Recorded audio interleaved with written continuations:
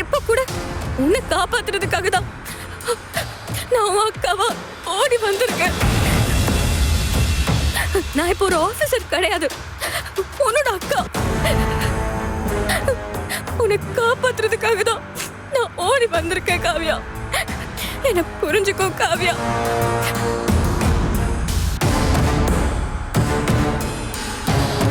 ஒரு தங்கச்சியா இந்த அக்காவோட பாசத்தை புரிஞ்சுக்கோ. நீ இல்லாத வாழ்க்கைய என்னால நினைச்சு கூட பார்க்க முடியல. நீ எனக்கு வேணும், என்னோட தங்கச்சி காவியாவே எனக்கு வேணும். நீ கூட என்ன புரிஞ்சுக்கிட்ட தங்கச்சியா இல்லைனாலும் என்னோட தங்கச்சியா என் எதிரில நீ வாழணும். அது நான் சந்தோஷமா பார்த்த மட்டும் போதும் காவியா, எனக்கு அதுவே போதும்.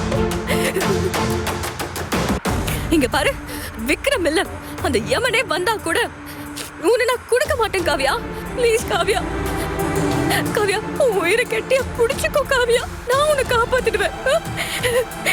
என்னோட உயிரை கொடுத்தாவது நான் உன்னை காப்பாத்துவேன் காவியா.